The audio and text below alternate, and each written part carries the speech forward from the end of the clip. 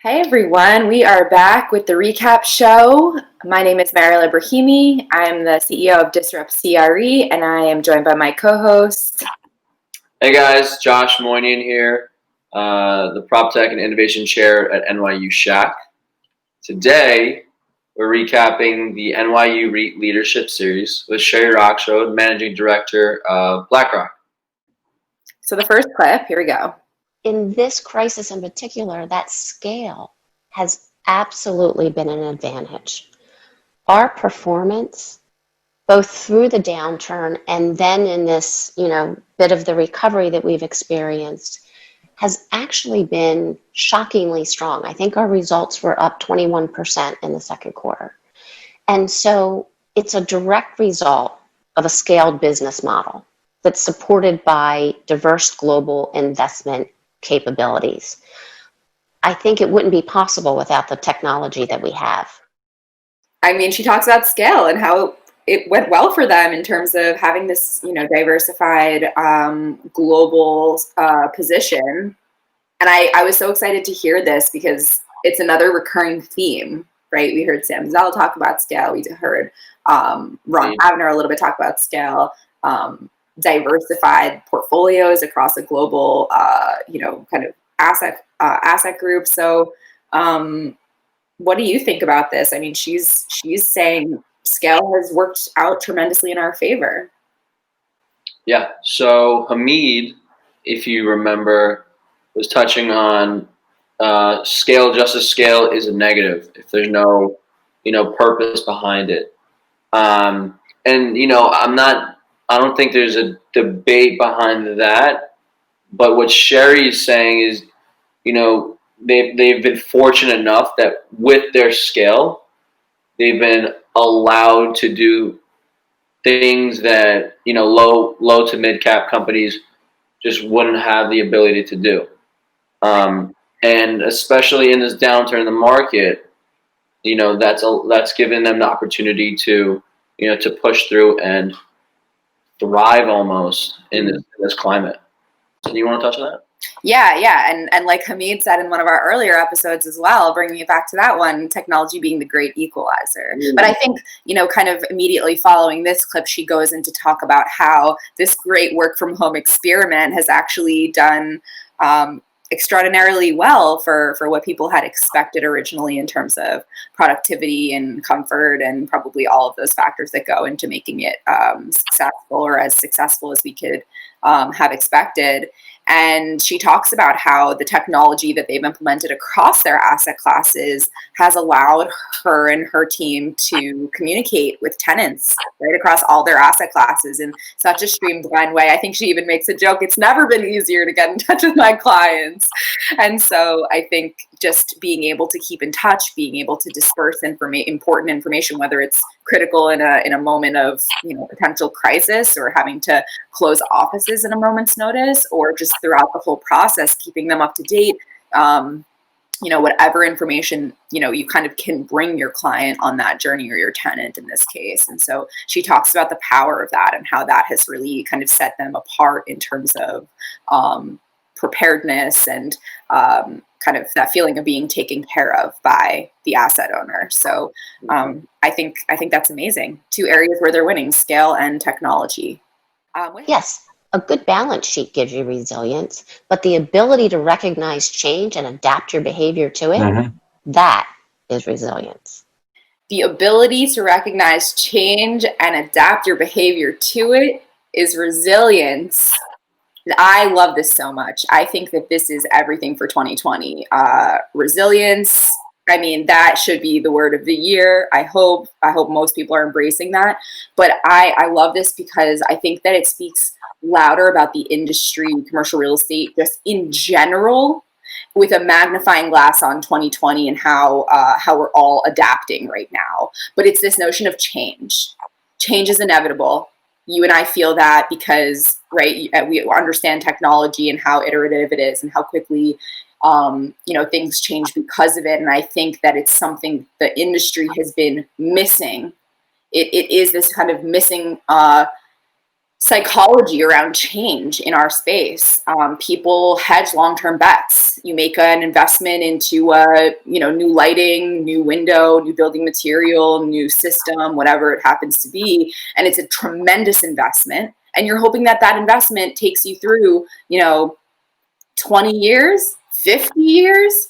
Maybe you're holding even the asset itself for, 100 years, whatever it happens to be. And so it's kind of this long-term mindset, which makes a lot of sense in the commercial real estate industry. However, when it comes to technology and therefore culture and strategy, we need to be able to move quickly because technology moves quickly. We need to be able to iterate. If we made a bad decision on a building system or a building material or a strategy, we need to be able to change that because things are changing around us all the time. And so I love this idea of if you can be open to the fact that change is inevitable, and here we are in 2020 and everything has changed around us, then that's the winning attitude. That's the attitude and the psychology that gets us there, I think, in the end. Sherry made it all too easy for us to get a quick snippet, but I did want to just touch on her comments right prior. Okay. And following. The companies that successfully create a strategy and articulate that strategy consistently across communication channels are the companies that will do well, particularly if they recognize the changes going on in the world today, incorporate them, and adapt. This is what people mean by resilience. And I think also when you're investing in technology for any building or portfolio, you have a natural understanding that whatever technology that is in its current state, it will be different in the future. There might be something new pretty quickly after you decide on that first technology. Like, it's part of the culture that we live in. This iPhone, you're going to have a brand new iPhone, a new version coming out 2 minutes after you, buy an iPhone. It's just the nature of life, right? And so our buildings are no different. You invest in the latest and greatest new technology, new system, and naturally there's going to be something even cooler and greater and more powerful and more interesting the following year. So how do we build for kind of iteration, evolution, like this continuing conversation with the tech stack? That's an interesting point, and it's worth touching on. When developers given the opportunity to create a more sustainable building, healthy building, smart building, they're putting an investment now for greater cash flows down the line. Right. But from their point of view, if this innovation will be outdated within a couple of years, and then they need to adapt a new set of technology, what are they going to have to spend again? The reason I'm mentioning that is because that's a block in the road that hinders for full adoption of tech and within real estate, especially within an industry that's a lot slower and older. So, do you think it's fear-based? I think less now than before. Now it's a matter of does it make sense in the portfolio? Right. I think it's come more to that. Of course, there's still those outliers that are, the dinosaurs. Actually, what Sherry calls them, the dinosaurs. We need that good balance between adopting the innovations, but also seeing a reason to innovate rather than just innovate. Yes, amazing. I love that point. Retail is one example of the acceleration of existing trends that COVID is driving, right? We're going to see things that were already happening, whether that is populism, deglobalization. COVID-19 is really magnifying the impact of these trends. When people talk about coronavirus kind of exacerbating some existing trends, it comes out a lot when they're talking about like the suburban urban shift, or urban suburban shift, I should say. And it is very interesting to hear throughout this series, everyone has a different take on this. Is it happening? Are cities dead? are we just having a temporary hold until we circle back to cities? And each executive has a totally different take. And I think it's super interesting just to hear, just match them up against each other. But so in Sherry's case, very similarly to, I think, many others, she says, COVID accelerated, exacerbated, whatever words you want to use, a lot of rolling existing trends, things that were already happening. People moving out of major metros.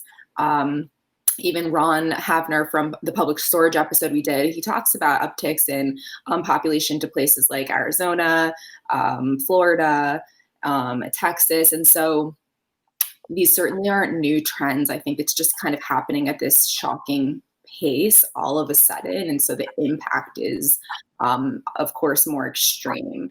All right, with that, we will sign off for this week's episode. And thank you guys all for watching. We'll see you next time. Thanks, guys.